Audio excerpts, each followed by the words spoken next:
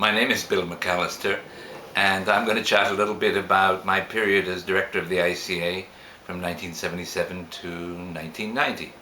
And we're sitting in my home in Islington, and it's June something, no, not 2012. A little bit about me before I went to the ICA. I was born in Yorkshire, but as a child I moved to Canada. My father was a pilot in the Battle of Britain, and when he was killed, my mother took me to Canada, and I grew up in Canada and came back to England when I was 17. And it was a shock. And I don't think I would have fitted in, except the RAF sent me to an English public school. And that kind of molded me into somebody who at least who felt confident in this country, strange country then. And but I also felt I wanted to escape. And I had 6 gap years. I approve of gap years, and all of my children have had gap years. I went off first as a reporter in the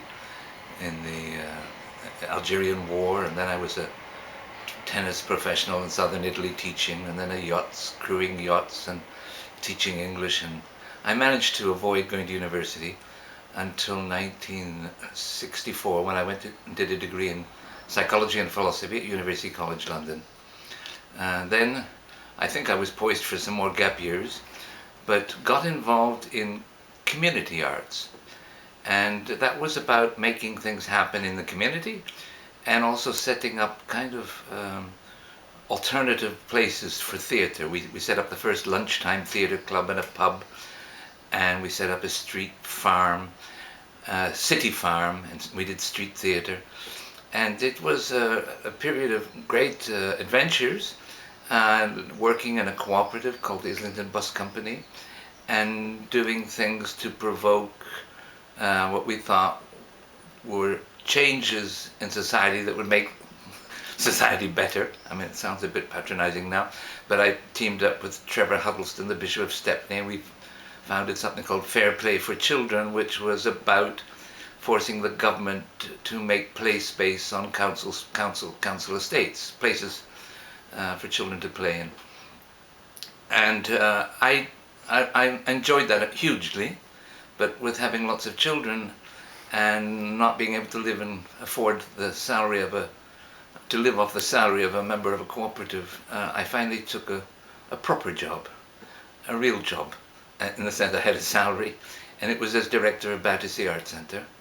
And that was then run by the local authority, so I had a local authority salary, local authority type structure, and it was an exciting moment, but I became very frustrated by local authority rules and regulations. Not so much political interference, but the administrative procedures.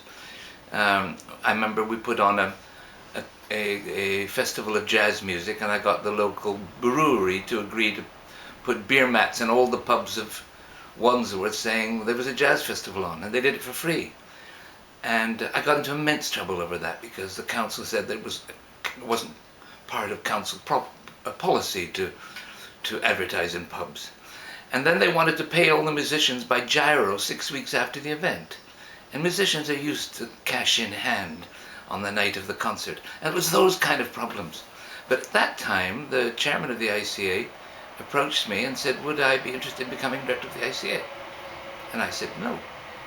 I had enough to do down at Battersea, and I was enthusiastic about Battersea and about changing it and making it independent of council, although supported by the council.